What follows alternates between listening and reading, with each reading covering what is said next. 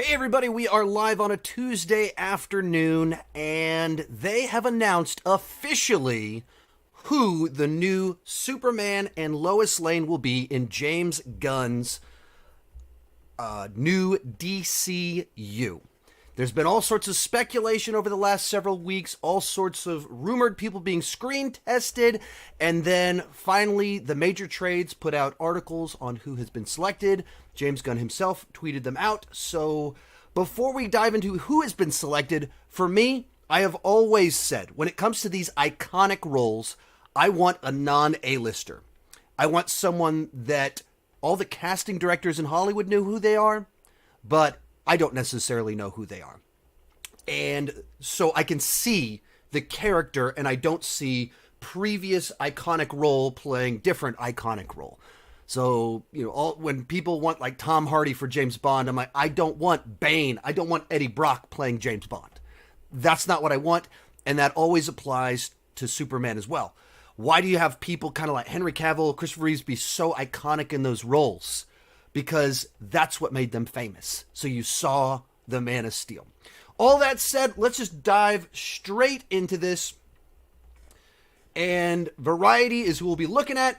Superman Legacy cast David Corenswet and Rachel Brosnahan as Clark Kent and Lois Lane. I wish they had simpler last names to say because I'm almost certainly mispronounced both of their last names in the first time I'm discussing them in these iconic roles that we'll be talking about for decades, probably, because these castings are always so major for these iconic roles, and I'm not exactly sure how to pronounce their names. Now, Nicolas Hoult was one of the big names that had been discussed of being one of the front runners to play the new Superman. And, of course, he was in Mad Max Fury Road. He was already Beast in the X-Men First Class set of films, and he's been in a bunch of other movies as well. He was almost cast as Batman in The Batman. Now he was almost Superman. He didn't get cast. A lot of people ask me, do you like him for Superman? And my answer was always, not really. And it's not him. The issue is not that I don't like him, that I have any issue with what I think his performance would be. It's just that classic rule that I go by. I don't want someone I already associate with other major roles in an iconic role like this. And he'd be borderline. I wouldn't be as bothered by it. And I wouldn't like... If they'd picked an A-lister, that wouldn't make me cynical towards the role. I've been very positive towards Ben Affleck as Batman. And Ben Affleck is about as big of a movie star as you can get, and they cast him as Batman. But that's just not my preference for what they would do. Likewise, I was positive on Robert Pattinson once the movie came out. I don't want Edward Cullen playing Batman, but that doesn't mean I'm going to judge the film based off of that issue that I have. I thought he did a good job in the movie. So, Nicolas Hoult didn't get it.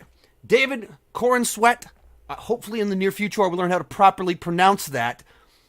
I don't know who he is. I looked at his resume right before this, and it looked like, or filmography right before this, and he was in Pearl last year. I did see Pearl. I didn't immediately recognize the name or his face when I saw the headlines that he'd been selected. Going back to my classic rule, what do I want? I want someone that I don't necessarily know. He fits that. So in that regards, he is perfectly in the category that I want for a new Superman. And the direction that I always lean with these things is that I want someone that is not previously associated. Fits that perfectly. Another thing I normally like from my superheroes is I want them to feel like superheroes. The internet says he's 6'4". That's a good height for a Superman. He's taller than me. Actually, early in my channel, whenever Tyler Hoechlin was ever first cast as Superman for the Arrowverse, I made him really critical of him. I really like him on Superman and Lois, so I long-term hold it against him, but he's substantially smaller than I am. I don't want Superman to be substantially smaller than me. I want my superheroes to be taller, more imposing than me. I like that. So this guy being 6'4", I like that about him.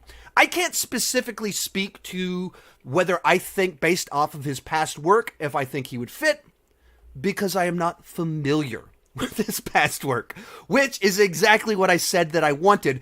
So I don't hold that against him. I just can't specifically speak to him. I can just say they grabbed someone that's been working for a number of years.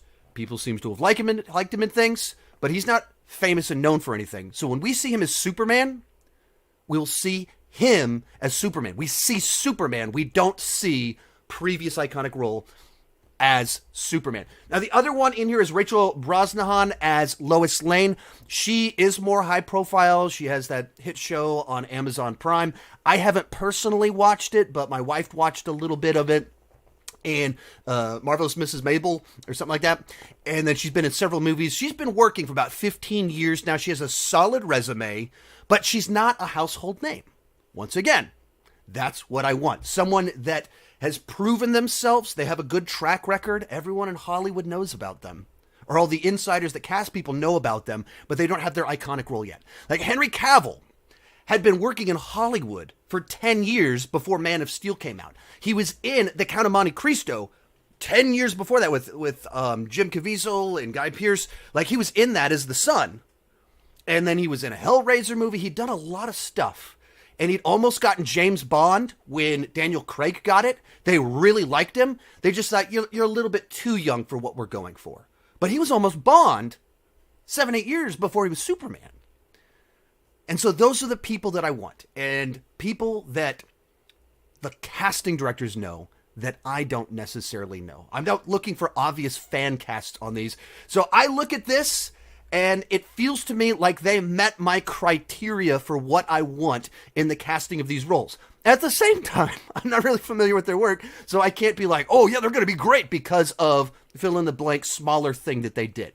These two particular, this actor and actress, aren't people that have been in things I'm super familiar with. Other thing to chime in on this, James Gunn did tweet out one of these articles, and what he said was accurate. They are both, not only both incredible actors, but also wonderful people. So this is not rumor mill. This is not just speculation. This is not, all right, they're front runners. These are the people that have been cast. This is locked. This is the real deal. This is what is happening. And like I said, I can't say like I'm ecstatic about it because I'm not super familiar with them, but also I don't have anything negative to say because it met my ultimate criteria of not casting obvious fan cast person that everyone is saying because they played some other role. And whenever it comes to these iconic roles, it's like there's a list of like 15 people that everybody wants for everything because those are the 15 people that everybody knows, and therefore we immediately hop to pointing to them as the people that we want. This is the way to go. Bring new people in. Discover the next A-list talent. Or another fantastic example. Tom Holland is Spider-Man. He'd done a little bit of work before he was Spider-Man. But you think Spider-Man when you think Tom Holland because that's what he does. That's his thing. And now he's trying to do other things and moving on. Perfect. That's wonderful. But I want someone that I know them as just that role. So you see the character, not famous actor person playing that part. So that's my take on it. I'm down for it. I'm down to give it see how things turn out. T. Parker Evans says, David's performance in Hollywood and The Politician made it clear he would make a great Superman. So that absolutely works for me. And so Film Union, what about a Lex casting? So I would say the same policy. I always want them to go with kind of unknown people. I think there was some rumor speculation over the last couple days that two of the Skarsgård brothers are in the running for Lex Luthor, which is kind of funny. I don't think I would. I wouldn't lean towards wanting either one of them because of my same policy of they're both by now big, gigantic movie stars that have had gigantic, iconic roles. So I don't head in that direction that I want. But once again, I'm not like, if they cast one of the Skarsgårds as Lex Luthor, I'm not holding that against them. Like, I'm totally game for it. It's just, generally speaking, I want to find new people to play these iconic roles. I don't love the Skarsgårds, but, you know, For Lex Luthor. I really like them. I don't see them as Lex Luthor specifically myself because they have kind of a maybe the older one. I think maybe he could play that a little bit better, but Pennywise looks kind of crazy. I don't think that would fit as well. Iron Bro, thoughts on Scott Adkins playing Batman? I'm totally against it. Love Scott Adkins for what he does really well, but what he does he's not like a world-class thespian. I wish that he got more Hollywood roles as villains, like he did in John Wick 4. He's in Doctor Strange. I'm for him getting way more of those roles. Use his skill set, but he's not someone that just like has this full range of emotions that I think you need to be able to be a compelling Bruce Wayne. So try to see if we got any more comments in here that tie into what we're talking about, answering someone that says, is she the actress from the show Miss Maisel? Yes, that is who she is. I'm not super familiar with the show. My wife's watched a little bit of it, so I can't tie too much into that, but she's someone that has like a resume. She's been in things for a long time, and this is the first time she's gotten kind of like one of these high-profile blockbuster projects that everyone will see.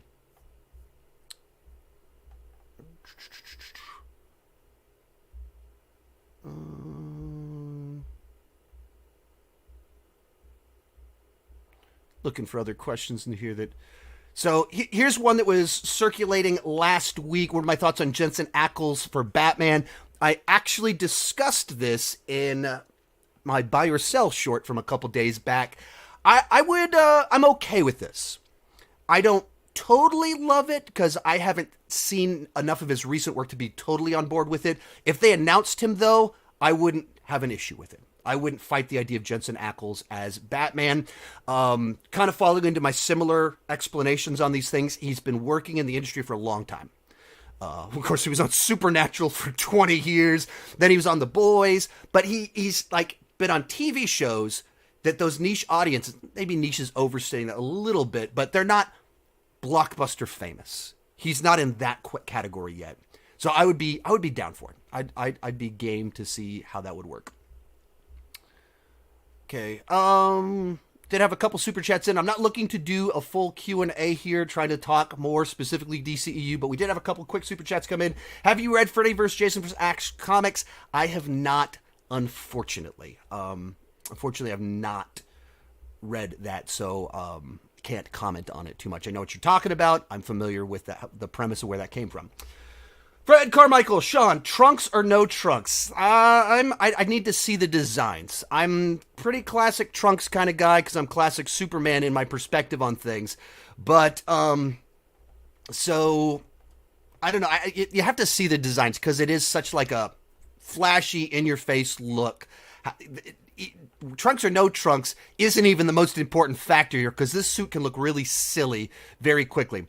People are pointing out that Jensen Ackles was Soldier Boy in The Boys. I've seen the first 2 seasons, but I haven't watched the 3rd season of The Boys yet, so like I haven't seen that to have that perspective on it. Alan Richson for Batman. I don't see him as Batman. I think he's a rising star if he gets like big high profile thing. I'm game for it.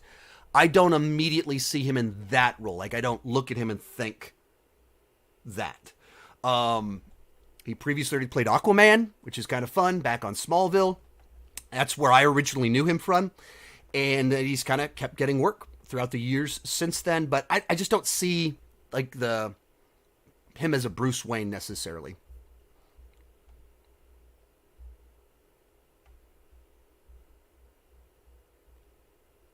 All right, here's a common one. Has James Gunn said he's picking and choosing cast members to return from the DCEU, or is it a clean slate?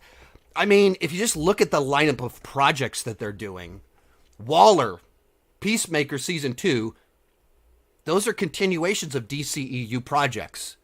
So I don't understand what they're doing, and that's not good. I think the Flash box office shows they need a clean slate. That people are not crazy about the universe that has existed the last 10 years.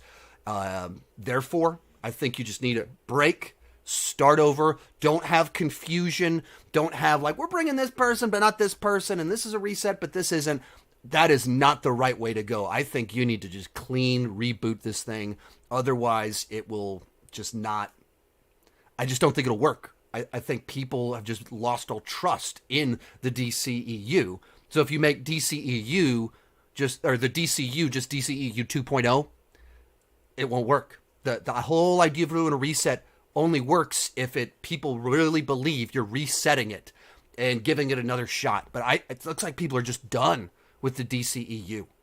That just when Shazam 2 and The Flash just are dead on arrival, it feels like they've done something very wrong. Do you think it will look more like Man of Steel of comics for look and tone? I mean, I would guess that they're going to try and pull from, if you look at the projects that were announced and some of the things that James Gunn has said, that it's going to be inspired by comics of the last 15 years. Zack Snyder's universe just seemed to be kind of like his own reinvention. Fair enough.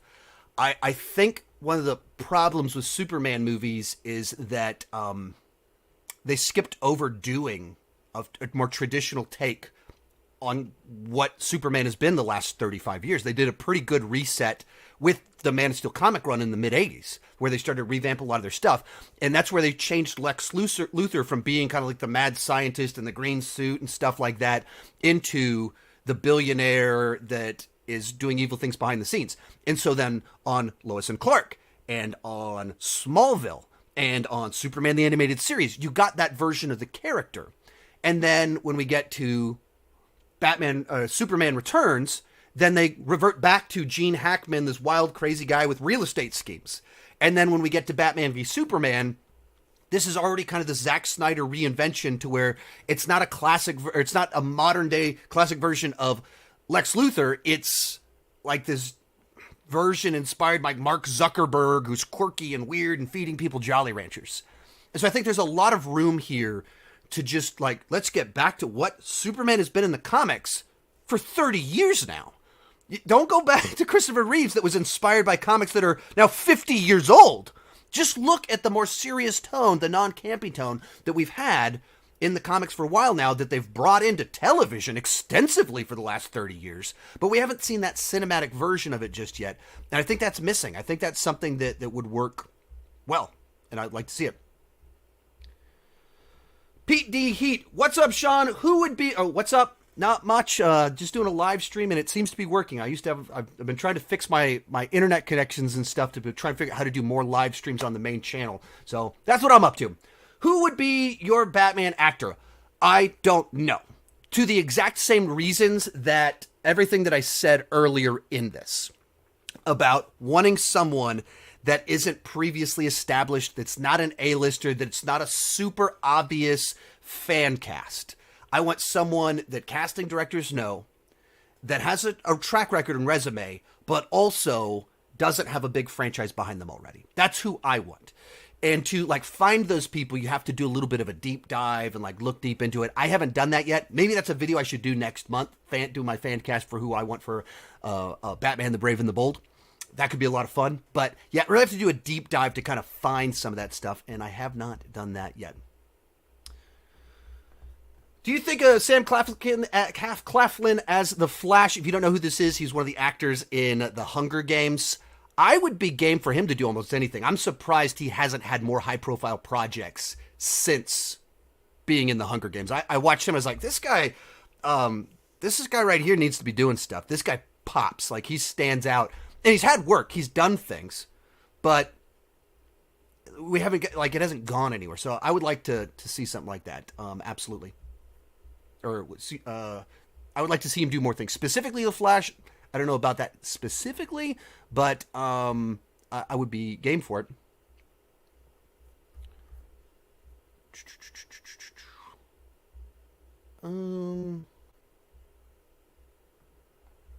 Sean, have you watched Batman The Long Halloween? Yeah, I'm pretty sure I have a review of it on my channel. It's an animated movie. Heath Ackles is the voice of Batman, and he is amazing in it. So yeah, I believe I reviewed at least the first part of it, and I think I've used Jensen Ackles as a fan cast in like my X-Men fan casting from a few years back. So I like, I'm not opposed to him. I just don't immediately think he's my number one pick. I don't hear that and go, that's perfect. Some of that is because I didn't watch The Boys season 3. I didn't watch later Supernatural to be able to have a good enough vibe of what I think of him and can he carry a blockbuster. Do you think Sasha Calle will stay as Supergirl? Thank you so much for the super chat. I doubt it. I really doubt it. Because she was cast in a movie that unfortunately only has stink around it. It was a total misfire. I said it in my review, said it in my rankings I posted the last couple of days. I am a massive fan of the Flash film. It worked for me. I loved the story for Barry as someone who lost a parent too young. Very emotionally resonant for me. Seeing Michael Keaton again was great. Their version of Flashpoint, I totally dug it. You don't get a ton of Supergirl, but I liked her in the movie for what we got. I thought it worked and was good. But if you're looking to reset and try and get something fresh, bring people in, do you pull in an actress who only played the role in a movie that really didn't work very well with people? And I think that's the situation that you get stuck with. 80s kid from the 90s. Hey, Sean, question. How do you feel about Muschietti directing Brave and the Bold? I liked what he did with Batman's story. I hope the CGI will be better, too. So, I'm a little torn. On just like if I'm Warner Brothers, if I'm an executive, my thought is this guy just directed a movie that bombed for us. In this related franchise, this probably isn't a good pairing. That would be my thought as executive guy. Maybe we shouldn't announce him as the director. I don't know if they announced that when they did as a way to like try and get people to show up and buy tickets for the Flash, but I think they set themselves up to now have to keep someone that probably looks like people didn't resonate well with his version of DC. Me personally, I really liked the film. I really liked the first It. I like Batman to be rooted in reality and not CGI based. I wasn't loved the opening sequence in The Flash, wasn't crazy about CGI Ben Affleck being dragged behind a car. So if his plan for Batman the Brave and the Bold is CGI, whoever is cast being dragged behind cars and stuff, I'm not crazy about that. So I like a lot of his work. I'm nervous a little bit about him as the guy because of some of the choices that he's made. He's terrible with CGI. The CGI was the complaint in the It movies too, that it didn't look great. And when he goes out there and he goes, oh, the CGI was supposed to look this way, he sets himself to just look like a fool. Like, what are you, an idiot? Like, what do you mean? You meant to make it look this bad? What are you doing? So I think he shot himself in the foot a little bit on some of that. So I was excited when they first said it, in particular because I just seen the movie, so I was down for it. But looking at the response afterwards and then thinking about the CGI, I'm a little bit more lukewarm than I initially was on it. So I just hope he goes more practical. I hope that it's stunt work and not crappy CGI. Like, Batman doesn't need to be a CGI fest. We got a super chat from Michael. Hey, thank you so much. Hey, Sean, first of all, how are you? I'm good. Busy. My wife's out of town, and I decided to do a live stream kind of on a whim because big news drop. Are you going to dive into Five Nights at Freddy's? I know almost nothing about Five Nights at Freddy's. Like, I know the basic, like, scary Chuck E. Cheese or something like that. My son is super into it because he's 11 and into meme culture and anything that's memey, he's into it. So he's excited for it. I don't know if it's something that he can see, but he's excited for it in the trailers and everything like that. I know almost nothing about it. I've just been kind of busy trying to get everything done, so I haven't done like a trailer reaction. Haven't even watched the trailer, so I can't give any thoughts on it, unfortunately. But so it's tricky to say too much about it. Blue Beetle is part of the DCU. I think this is actually extraordinarily unclear what's the case with this. Because wildly contradictory statements. James Gunn himself, in one paragraph, made it very unclear what's exactly going on here. So he was on the Michael Rosenbaum podcast 2-3 weeks back, and he was talking about this, and the quote was, Blue Beetle is the first DCU character. Superman Legacy is the first DCU movie. That's a quote from the Michael Rosenbaum podcast couple weeks back. Just said that. The director of Blue Beetle, I believe, is the one that also came out, and he said Blue Beetle is part of the DCU. So there's certainly some sense in which this is perceived of as a DCU project. At the same time, James Gunn said Superman Legacy is the first DCU film. That's the quote. Right after he said, but the lead character in this movie that's not a DCU movie is DCU. What does that mean? I don't know, and that's where I think they have a gigantic problem with the DCEU or DCU before it's even launched. Before the DCEU is even over, they've got a big gigantic problem because it's confusing. It's unclear. And it's very vague in the way that they've described things and contradictory, blatantly contradictory at times. Kevin with a super chat. Do you think the Henry Cavill situation will bite them in the butt as well as the Snyderverse fandom? Well, I think that it's all kind of baked into the cake of DC as a brand. That they've mismanaged it for 10 years. They've stepped on a lot of toes and different people's toes in different directions. And they've basically chosen the path where no one's happy. That's kind of why they have to do the reset. So if you kind of have a scenario where this batch of people is really mad about one thing, this batch of people is really mad about another, this batch doesn't like this set of films, this batch doesn't like this set of films, just it's all a mess and it's not cohesive at all. That's the reason, because it's a situation that's a mess, because people are mad no matter what. You just have to start over, and move on. Like, will there be people that are mad that they told us Henry Cavill was coming back and then he didn't? Of course. Do I think that there's that many people that are just so passionately offended by that they won't go see a movie if it's great? No, I don't think so. The key thing here is they need to make a movie that's not polarizing. And also good. Good and not polarizing. If everyone hates it, it's not polarizing, but that's not a good sign. You make a movie that is broadly accessible, well-liked by a lot of people. To this day, Man of Steel is a polarizing film. I put out my tier ranking yesterday. I asked people to share their tier rankings, and people have Man of Steel at the bottom, and at the top, and in the middle. There's no consensus. That's the problem with the DCEU. The whole thing is polarizing. Like Wonder Woman is the one movie that seems like everyone's like, that one's really good. Everything else is polarizing. There's no agreement. And you need a universe that, like in broad levels, wide audience, enjoy the film and like it. That's what Marvel has done really well. And maybe that they've lost some of that over the last few years, but as you start to get a phase 2, and especially phase 3, they made movies that got a lot of people really excited. Like, if I've been doing these DCU rankings the last few days, I'm looking at it going like, I really like almost all of these movies. I enjoy almost all these movies. There's a few at the bottom that I'm like, nah, not so much. But like, I'm looking at it like, I really like Aquaman. It's like number 10 on my list. Like, I really enjoy that movie. And it's at number 10. So I like the movies individually, probably on average more than most people, but it's not a great cinematic universe because it's so splintered. It doesn't feel cohesive. It doesn't feel like it ties together properly.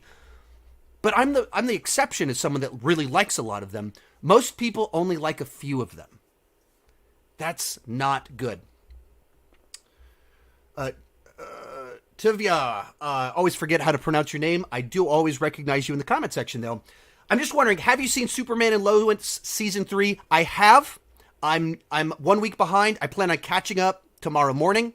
And probably on my second channel, Sean Chandler Plus, I'll have my season review. And then I think on Thursday on my second channel, I'll have the seasons ranked.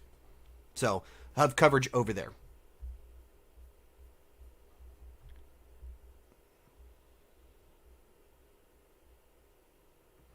Alrighty. Mike, just a thought. I think it's time for a fun Batman movie. Batman doesn't always have to be super dark and gritty. I think that's fair. Like I don't think I think you run into the it's a franchise that because Batman Forever and in particular Batman and Robin have such bad reputations, and then that's followed up by Nolan's films that are grounded, dark, and then two of them are called Dark Knight. You look at that and you immediately go, oh, Batman's supposed to be over here, and it's tough to have fun with them. There's a lot of room between Batman with ice skates, nipples on the costume, Jim Carrey is the Riddler, Arnold Schwarzenegger doing puns, and all of these shouting angry Batman. And I always want him to have a dark, I don't want to go silly, I don't want to go campy, but there is more fun to be had. And I think if you bring in the Bat family, got Damian Wayne, there's a way there to have a lot of dark, but more fun. I'm game for that. And I think you have to find some new angle. And I think doing the Bat family opens some new doors and opportunities, as opposed to Batman alone, angry, shouty Batman.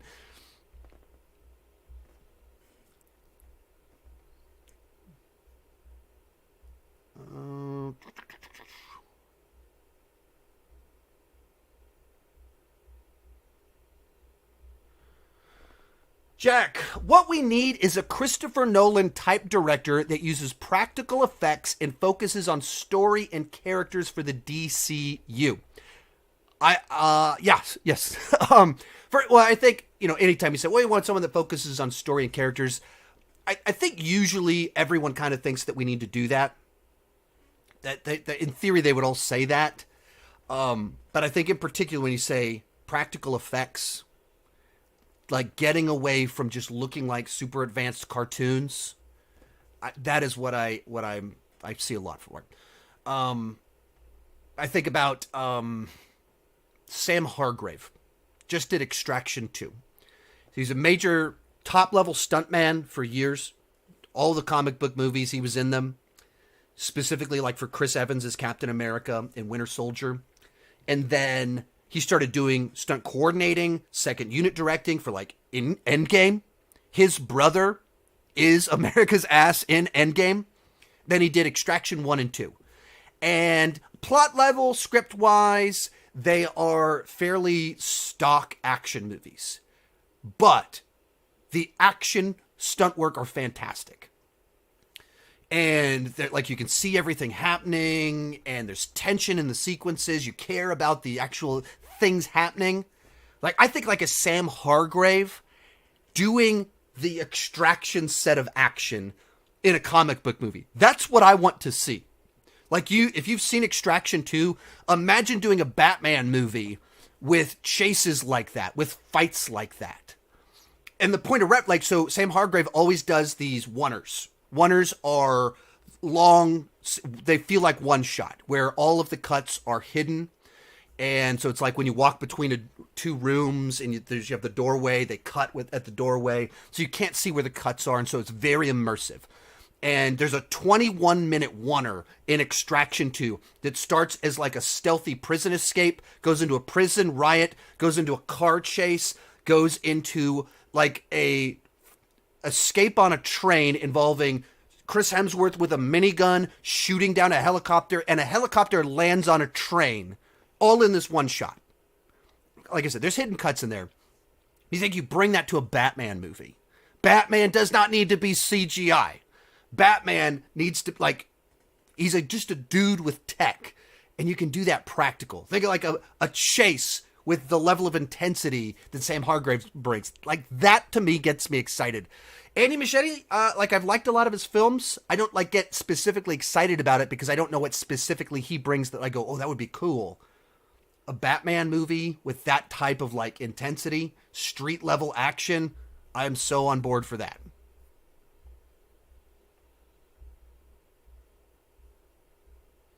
Who is this guy right here? Cody Leach. What on earth? Who isn't this guy supposed to be on vacation? Does Andy Muschietti being the director of Batman and the Brave and Bold worry you about how cartoonish and CGI heavy the movie action sequences will be? Or will the Flash backlash scare him away from the CGI? I mean, when I initially heard him as the director, I was like, oh, cool. I liked a lot of his stuff. I liked the Flash. Cool. But it's one of those ones that, like, with time passing, I go, especially watching the Flash a second time and all, like, CGI cartoon Ben Affleck being dragged behind a car, you're going like, this is not the Batman action that I want. And different franchise, they're like, okay. But I don't know what he brings to the table that I'm specifically excited about. Where, I feel like Sam Hargrave, after Extraction 2, every studio should be pulling him in and being like, here's a great script. Can you play your action thing to our movie?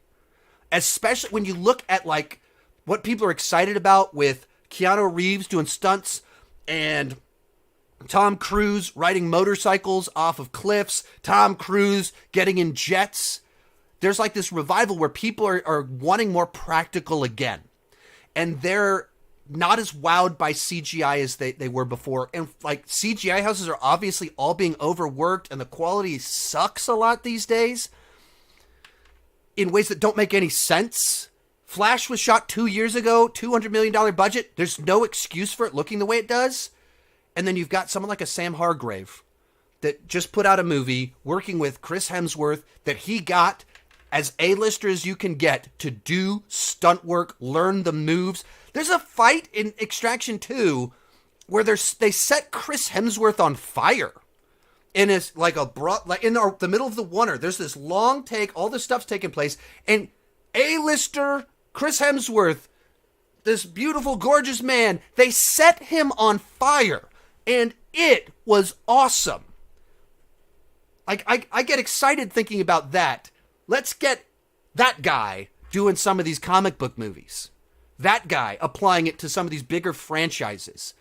And because all of my issues with Extraction 1 or 2 are from Joe Russo, director of Endgame, his scripts.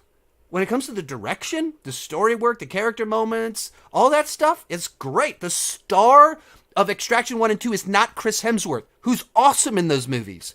It's Sam Hargrave, the director. Let's apply that to Batman the Brave and the Bold. Maybe he's not the right fit for that project, but like, let's apply that. I don't need CGI heavy Batman being dragged behind a car.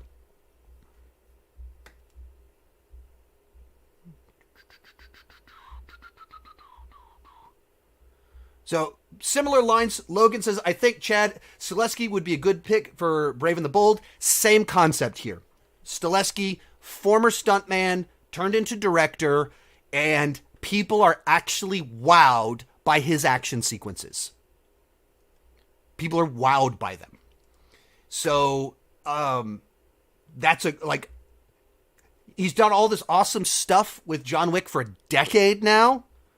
Let's see him do something else. Let's apply that bag of tricks to something else. Same. Let's take Hargrave, apply it somewhere else. Love to see it. All right. Keep asking this question. Dark Knight 4 pitch. I don't have a Dark Knight 4 pitch because I don't want a Dark Knight 4. Like, let it be done. Let it be closed out. Because even if you wanted to do, let's come back 15 years later, let's come back 20 years later, and I tend to like those stories, and you do Batman comes out of retirement to save Gotham one more time. I like those stories. Unfortunately, that's already the plot of The Dark Knight Rises. So the plot that I would be interested in for a Dark Knight 4, you've already done it. In which case, if you do Dark Knight 4 where Christian Bale comes back to save Gotham again. Okay, so Batman Begins is about him becoming Batman. The Dark Knight Rises is about him becoming Batman. And Dark Knight Reborn, whatever we call it, is also about Christian Bale Batman becoming Batman. So I think they shot themselves in the foot if they wanted to do like this fourth one later on. I don't want Joseph Gordon-Levitt in there, and I don't. There's ideas that I, in theory, could have if they'd gone in a different direction with Dark Knight Rises, could have been excited for a revival, but they they chose a path where it's tough to do that. I don't think, Ali with the super chat, thank you so much. I don't think having two Batman is a good idea. I don't see any reason why Pattinson can't be Batman in the DCU. Plus, he said he would be open to it. I feel like they keep the nightmare that is WB management of DC. It's just like the ongoing nightmare of bad choices that just keep making a mess of everything. They keep making these choices to where it's messy. So we have Matt Reeves doing his own thing over here. Plus, we're going to do another Batman movie. And we just had a Batman movie with more than two Batmen in it. That's so weird and confusing. And it can, like, it's like if you're trying to build a cohesive universe, get excitement, get forward momentum, this isn't the way to do it. So I don't know that I get why if you're launching your own universe, you want to get to cast your Batman and design the characterization the way that you want your Batman. That makes total sense to me. And it makes sense to me if they hired Matt Reeves to do his own standalone thing, that you also don't want to like steal his movie from him and force it into this other thing. But that's the mess that they're in. That they're resetting the universe after just launching a new franchise over here while keeping a few people from the previously established shared universe. It's confusing. It's weird. It's not the way to go.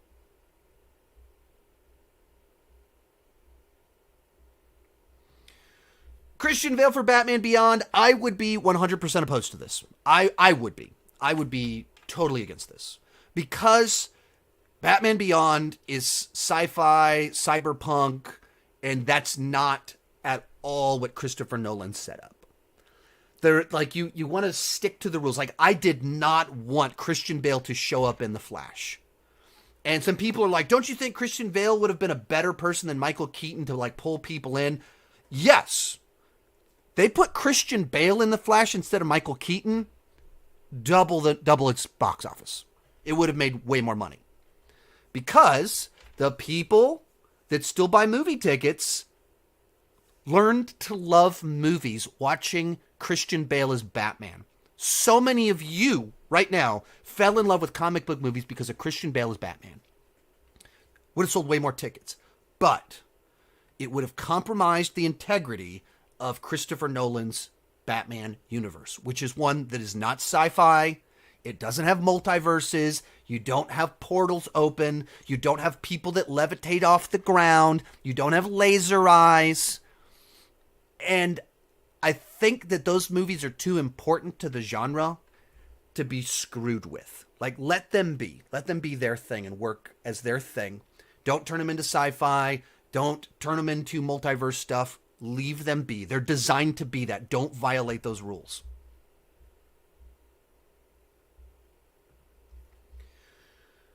Ollie with another super chat. Thank you so much. It's also weird. A Batman and Superman movie are coming out in the same year and are not connected. Yeah. And, right before that, a Joker movie is coming out that's not connected to either one of them either. Like, how wacky is this? Like, where DC's run in such a bizarre fashion to where, like, Joker's in a universe, Batman's in a universe, and Superman's in a universe. All of these have been relaunched or launched within the last 5 years, and none of them are connected to each other. Warner Brothers. Well done. Well done. The Disney Nerd. If you don't know, he's actually a deputized moderator for my comments section. So if you act up, he can boot you. So you want to be nice to him. Or if you don't act up, you just defend him. He can boot you. So be nice to him. Would you like to see Batman who laughs in Gunn's DCU? So, I guess Batman who laughs. I think you mean that as a lighter-hearted Batman rather than that's a specific story. I get there are titles like that, so that could be a specific story that I'm just not familiar with. But I think I'm game for a lighter Batman. Like, I think you have to kind of do that after Christian Bale's version. Ben Affleck, Batfleck is the Punisher, still had machine guns in the Flash. Robert Pattinson said, I am vengeance. I think you have like to differentiate it. You got to go a little lighter. You can't just keep trying to go harder and grittier. So I think that would probably be a good way to go. Who do you think would play a good Damian Wayne? I don't have any guesses offhand. I think probably in July I'll probably do a fan cast, and I'll probably look at the Bat family and try and do some deep dives because of my set of rules. Well, first off, Damian Wayne is young enough that it's tough because you're talking about who's someone that's a teenager that's done great work in the last 2 or 3 years. Like that's a pretty narrow group of people. It's tough to find that person that you can believe is a kid assassin. That seems pretty niche. So I don't even know who I would pick when I dive into this. Batman is quite a bit easier in regards to the age range of who it can be. I mean, it's probably going to be like 35 to 50. Like, it's a pretty broad range that you can be looking at. And that's a lot more people with a lot more resumes. But I don't want to just go with, this guy I just saw in this movie last week, therefore he's the guy. Like, I don't want to do that. So it's kind of requires a bit of a deeper dive to find it. So maybe next month I'll do that. I really should do that.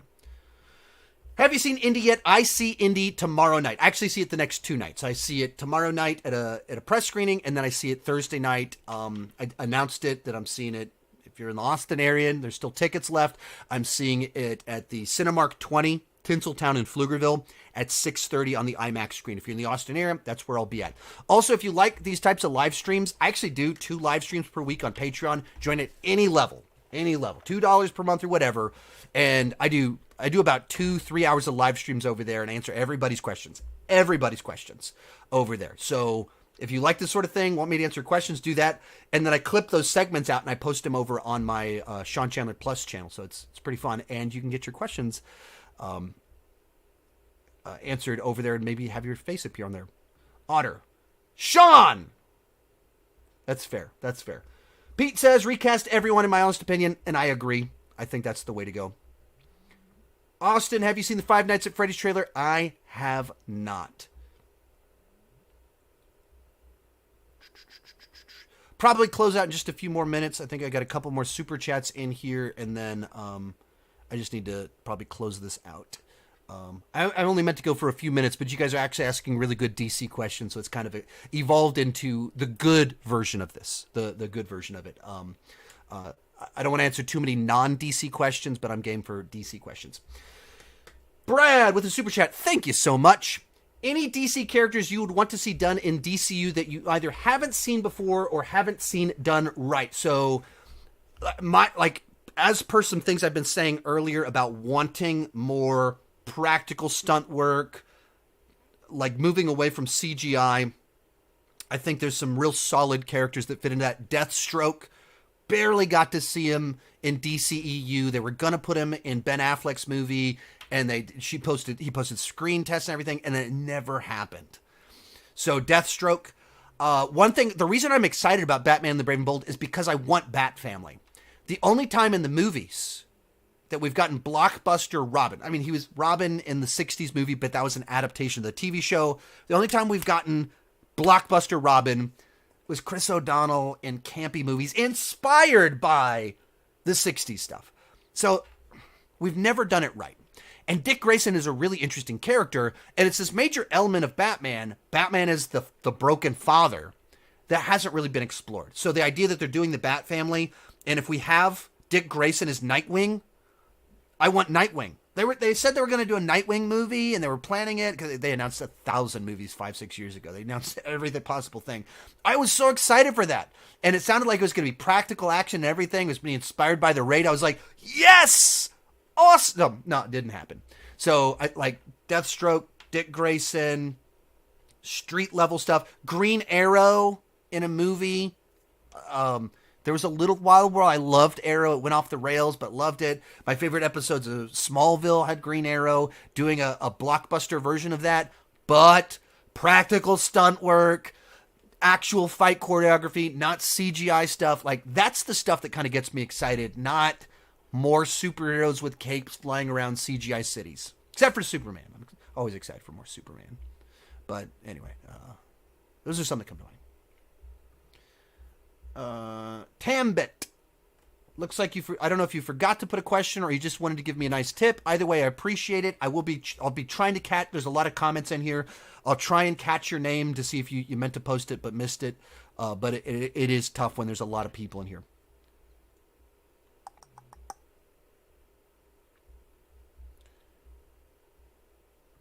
Have you seen Sawtooth Season 2? I have not seen Sawtooth Season 1. So I've seen 0 episodes of Sawtooth. Do you think Deathstroke or Ra's al Ghul will be the villain in Brave and the Bold? I mean, we don't have enough information to have too strong of guesses as to that kind of thing this early on. If you know the history of Damian Wayne, Ra's al Ghul's grandson from Bruce Wayne, so Ra's al Ghul is probably a character involved, but because Ra's al Ghul, League of Shadows, League of Assassins are so huge in the Nolan films, I would think they'd probably try and do something different with that. I'm guessing Court of Owls maybe. I hope it's more grounded. I hope it is Deathstroke, Court of Owls sort of stuff. I just don't want it to go goofy CGI. But I don't think it'll be specifically Ra's al Ghul as the villain. I think he'll be a character. I think he'll be an important part, but not that. Thoughts on Ana de Armas as Wonder Woman? I mean, I would say she's probably a little bit too high profile for me for the part at this point in time, but I don't hate it. I don't hate the idea. James Bond made it very clear. Even her bad Ghosted movie with Chris Evans a month ago, she can do action. She can pull it off, and she's starring in the John Wick spinoff next year, The Ballerina. So she's the real deal when it comes to doing action core. She can pull it off, despite not being this, being one of the Gina Caranas of the world that looks like a fighter because she was a fighter. She can pull it off, and she commits to it. But too high profile for me. But I don't hate the idea. Oh, God, Mark, super chat, thank you. Who would you cast as Hal Jordan? Love your stuff, Glenn Powell. Oh, love your stuff. Thank you so much. I appreciate that. Who would I cast as Hal Jordan? I'm going with Glenn Powell. He's coming off Top Gun, so he's high profile in that regard, but he's like the up-and-comer guy that he's must have met with every single studio since Top Gun came out. They're probably just throwing scripts at him because he's appeared in this gigantic hit film. He was able to play this cocky douchebag that is still likable, that you want him to have redemption by the end of the film. And when you feel bad for him when he doesn't get to go shoot people down in a jet. And then you feel great when he comes to the rescue, and he's still a dick when he does it. And it's wonderful. So I think he's the guy that is my fan cast guy for everything right now. And then when you talk about Hal Jordan, well, it's already been a pilot, so works out really nicely. So if you want someone that can play charming douchebag that can get jacked and look fit, but more important than all of that, he went to the same high school as me. And I know quite a few people actually that knew him back when he was in grade school. So I'm always rooting for Glenn Powell because we went to the same high school. And when I saw Expendables 3, which he's in, he was actually at the screening. They did an early one near where we went to high school, and they had several theaters there, and so he was doing Q&As and stuff, and so that was pretty cool. I was hoping whenever some of his new movies come out that he'll come and do some press PR here in Austin so I can interview him. That'd be pretty cool. It hasn't happened yet that I have been aware of, but he's still very Austin based, and there's a magazine, Texas Monthly. He was on the cover of it within the last year because obviously big, gigantic star and everything like that. Or becoming, not a big star quite yet. Not a star yet. He's one of the stars in a big movie, but he's not quite the star yet. I think he's just on the cusp. Just needs to get that right role. Vincent, thoughts on Bill Skarsgård potentially playing Lex Luthor? So this is one of these rumors that was circulated over the last few days. His brother was also in the running. I would say he's a little bit too high profile for me to want him in that role, but that, doesn't make me hate the idea. I like his brother more so. I think Bill is just kind of looks a little too weird and crazy. That's why he's a great Pennywise. but he just has like I don't know, like maybe it's the side, his big eyes or something like that just makes him look a little crazier and wild. That's interesting. It's fun, but I don't think that works for Lex Luthor. And Lex Luthor, I want him to be kind of this businessman that is this big personality that doesn't look crazy, that people trust him, and that's why he can get away with stuff behind the scenes. And so I think his brother could pull that off better.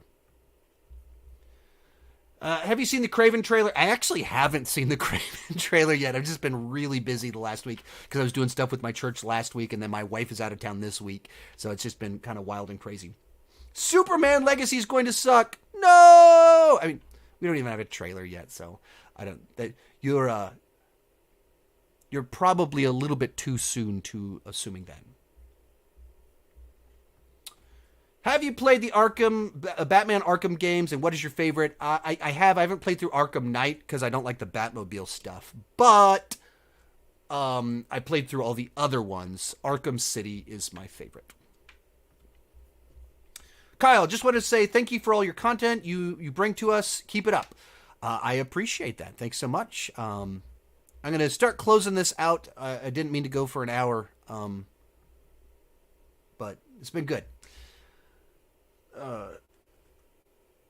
Nuruk Amazanagi. I'm very sorry for how I horribly mispronounced that when you're sending me a super chat. Cool to see you live stream on YouTube. Thank you so much for the super chat. This seems to have gone well.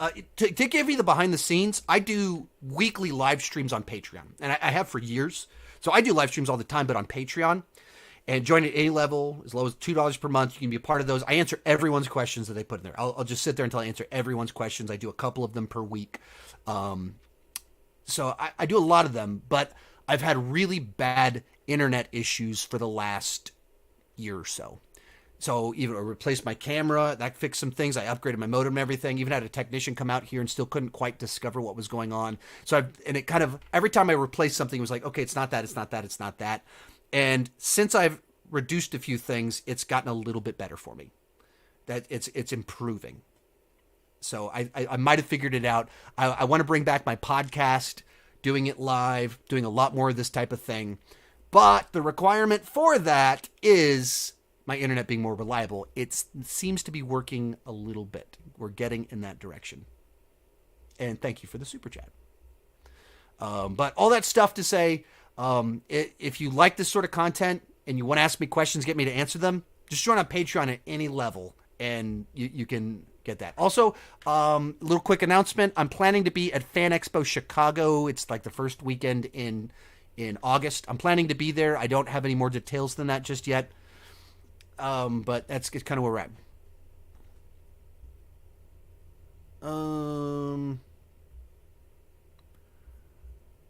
Still don't understand the Brie Larson hate. I don't know what you're responding to, but I mean, the internet's going to internet.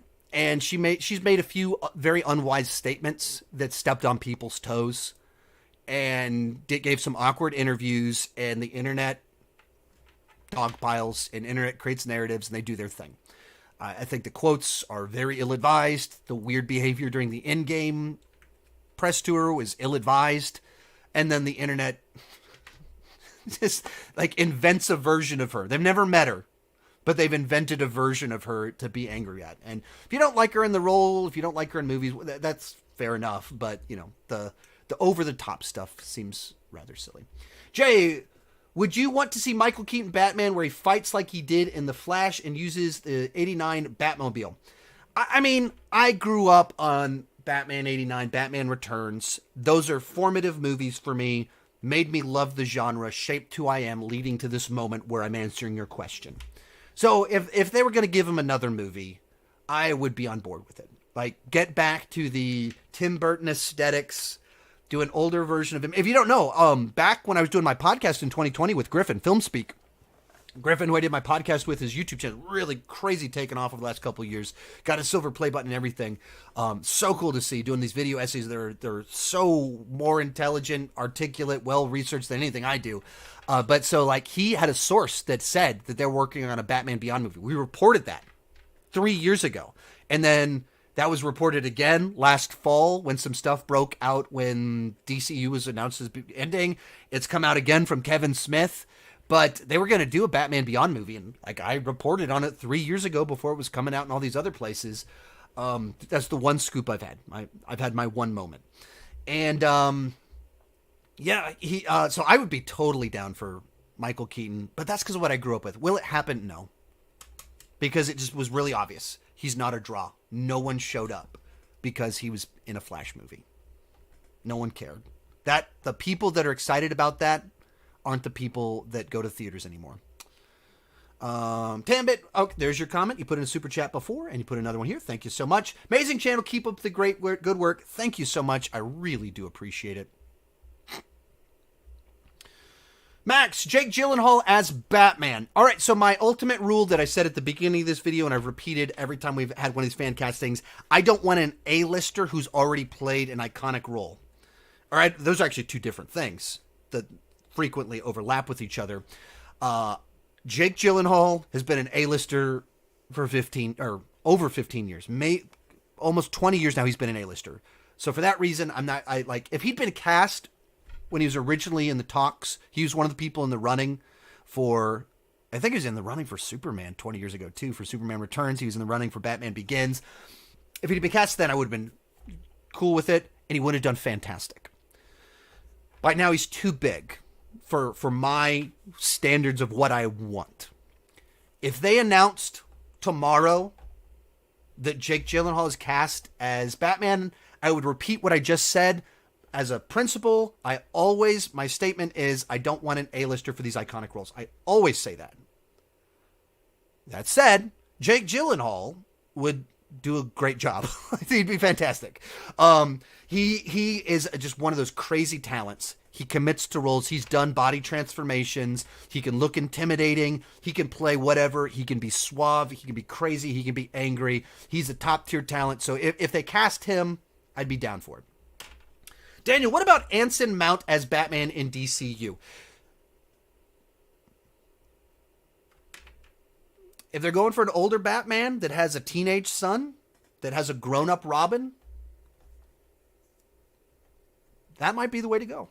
So Anson Mount is Pike on Star Trek Strange New Worlds, the show that's in its just started its second season.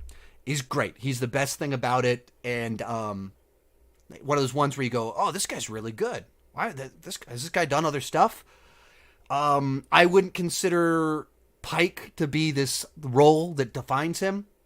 He was also Black Bolt in the Inhumans, and then in Doctor Strange in the Multiverse of Madness, and had a terrible fate there. But I kind of like that. If I do a fan cast, I might need to write that one down for if they do a 50-year-old Bruce Wayne. That might be the way to go. Good pick. I like it.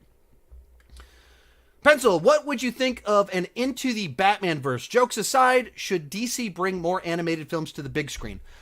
Well, I think they actually do quite a few, more than you probably realize. So if you stop and think about it, because like last year, the Pet movie, DC League of Super Pets, Lego Batman, Teen Titans Go to the Movies. They have more than you think.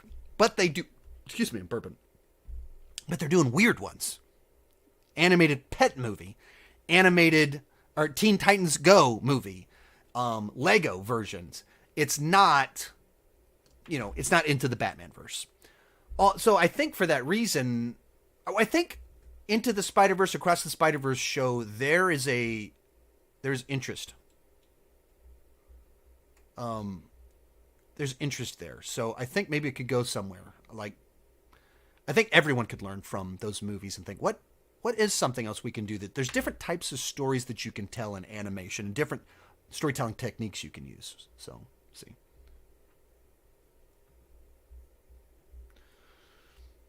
Why do my weirdest comments always get picked? Well, this one's not one of your weirdest ones, and it got picked too. Who is this new guy? I feel so bad for Henry. The flip side to it, who was Henry 12 years ago? Wait, the kid from the Count of Monte Cristo? Wait, the guy from the crappy Hellraiser movie? This guy's replacing Brandon Routh? Why didn't Brandon Routh get a Superman Returns 2? Why didn't he get to make his Man of Steel movie? Who's this Henry guy? Because they keep mismanaging, because they keep making Superman movies that aren't broadly accessible that a lot of people like, they keep getting these like weird setups. I like that. This is not, for me, this is not a bug in the system. This is a win. I want someone that I don't know who it is. This is the goal, that people go, who's this new guy? So when you watch the movie, you see Superman. All that said, if your point is you wish you got a Man of Steel 2, yeah. What have you been doing, Warner Brothers? How did you not have Man of Steel 2 come out in 2019 or 2018? What are you doing? That I agree on. But flip side, who was Henry Cavill when he was cast? Even no one. And that's a good thing. That's why people love him the way they do, or one of the reasons. And you think about it, like, people like have this, I feel bad for Henry Cavill, in a way that they don't for Ben Affleck. Because Ben Affleck's come and gone from roles forever, but you so associate Henry Cavill with Superman, and it's like, he never got to live up to his potential. Never got to fully do this out and get his movies and sequels and stuff. Same with Ben Affleck, but you perceive of it very differently. Do you think Blue Beetle and Aquaman are dead on arrival at the box office? Yeah, actually, on my second channel, Sean Chandler Plus, I did a longer video where I kind of went into this. But yeah, I think that they are. I think that they're doomed. But you can go to Sean Chandler Plus, and I kind of elaborate on all of that. But I think The Flash demonstrated, and Shazam 2 demonstrated, that people already were pretty burned out on DCEU. They don't trust it. And then they went, hey, we're rebooting it anyway. And any lingering, maybe I'll give it a try, it's the studio says, yeah, this thing isn't working, we're going to do something different. And when that's their attitude, is the people that invested money into it, yeah, this isn't the future. Why would audiences commit to it either? So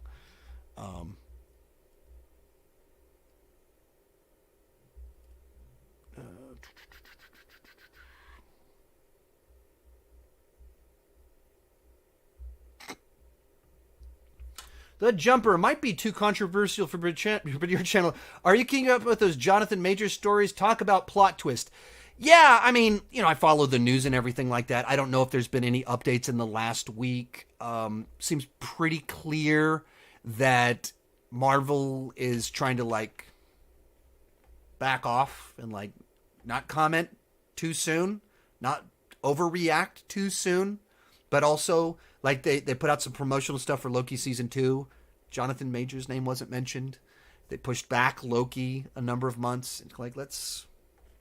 Let's wait to see if this turns into something before we make a choice, to make a decision. We're not going to burn him to the ground based off of allegations. We also don't want to run full speed ahead when there are allegations. I think that's the right way to go. I don't particularly want to dive into whether I think he's guilty or not, because I don't know the guy. I don't have any inside information, and it's not my place to use my platform to cast people's opinions in any direction with overdue sway. I have nothing to do with any of that. So if you listen to me too much about Jonathan Majors' future, I don't think that is responsible. So I think hopefully he's acquitted of all charges, that they were baseless, that it was whether misunderstanding, false whatever it is, because you don't want him to be an abusive person. And that, for that reason, number one, I don't want him to be a bad dude. But what a year. Kicks it off, new villain of the MCU. Next month becomes one of the best villains in the 45-year-old, nearly 50-year-old Rocky franchise. And he's one of the best villains we've ever gotten in the series. And then there's Oscar buzz for him for a movie that played at Sundance that comes out later this year. So villain in two iconic franchises, Oscar buzz, and then woo! So that's too much excitement for 1 year. And just trying to think I don't want to move too far into speculation zone. So I'm trying to tread lightly here. But even thinking,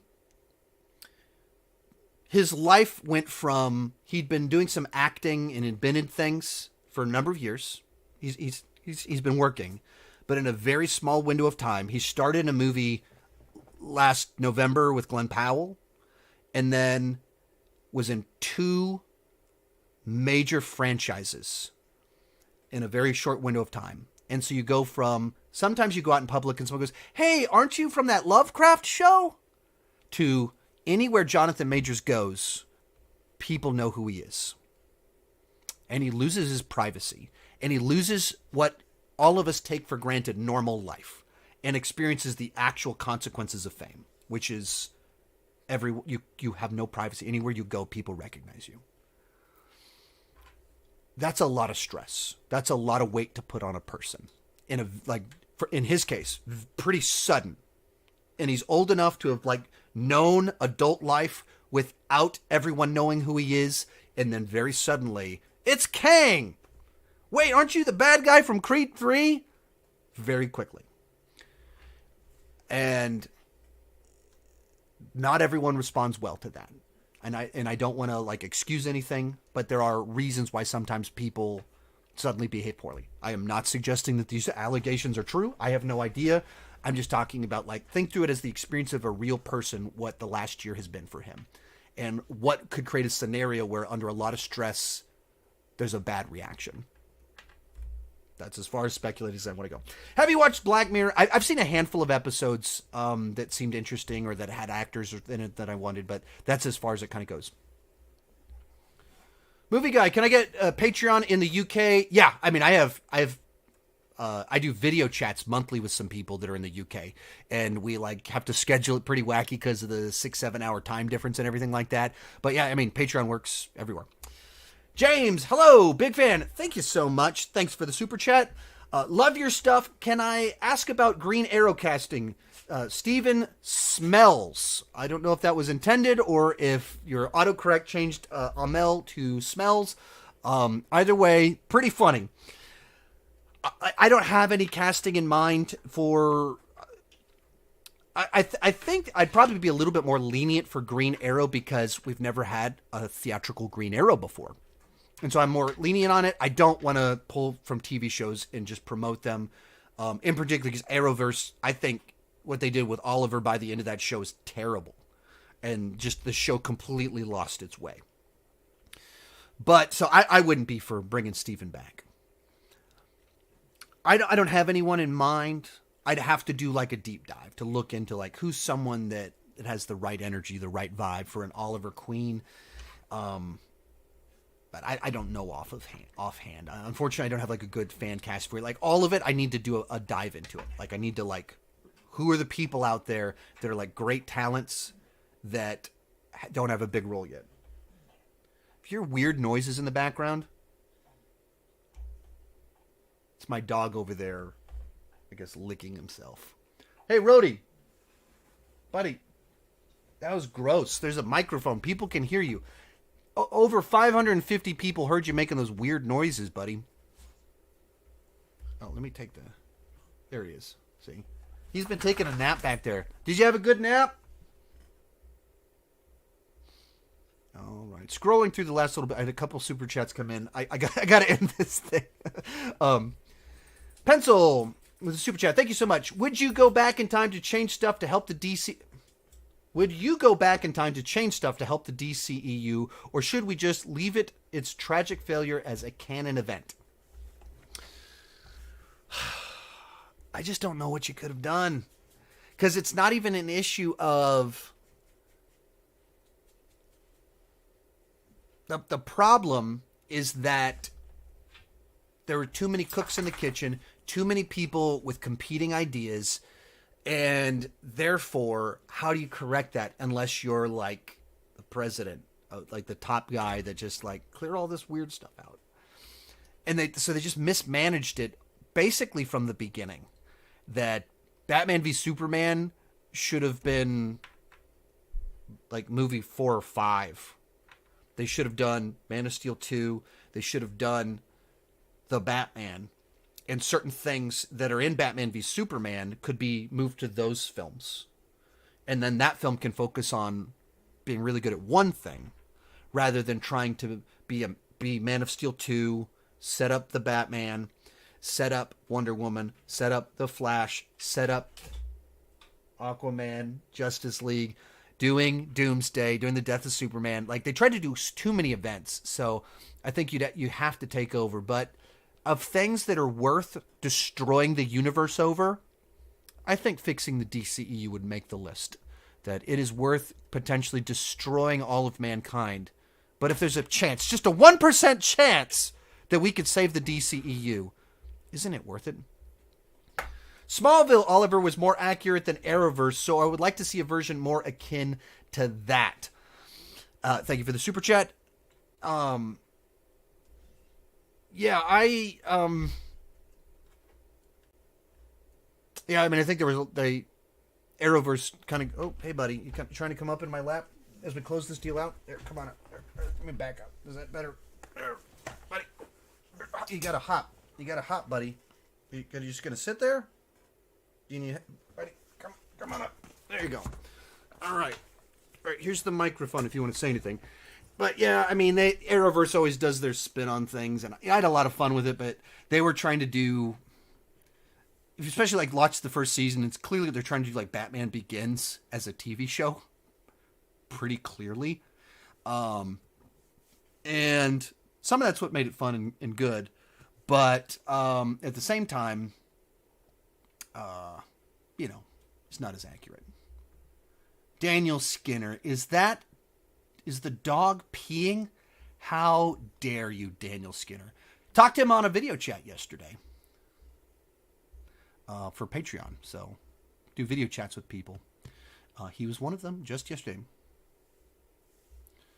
Sean, is it true that WB's live-action Flash was supposed to set up Batman Beyond? For years on my podcast 3 years ago, we said that they were working on a Batman Beyond movie with Michael Keaton. So and then it's been reported by all sorts of other people. So that was clearly a thing they were discussing. Set it up I don't know if that's the right language to put it, but that was something they were thinking. If this works, if people respond to this, let's do a Batman Beyond movie with Michael Keaton. Great picks. Hope to get Nicolas Hoult as Lex. I actually like him. I'm far more okay with him as Lex Luthor than I am with him as Superman. I never quite saw him as Superman or Batman. I thought there was kind of weird directions. Like, he just seems too like gangly. And so like I see that and I go, Nicolas Hoult as Lex. I go, okay, yeah, I kind of like that more. So maybe all the negatives will kind of turn into that. Hey, thank you guys so much for tuning in.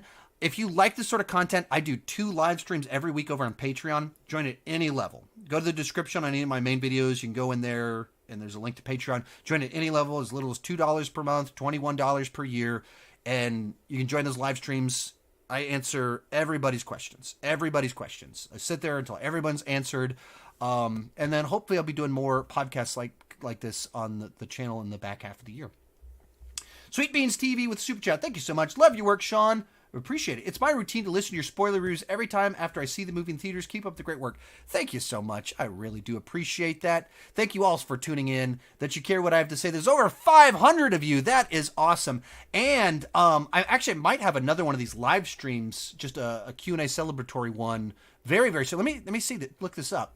I did it. And while we were doing this live stream, I hit 250,000 subscribers. I didn't even know that. You're seeing my live reaction. I just looked it up. I've hit 250,000 subscribers on YouTube. I have 250,000 subscribers. That's insane. That is so crazy. I started this YouTube channel 7 years ago when I was unemployed.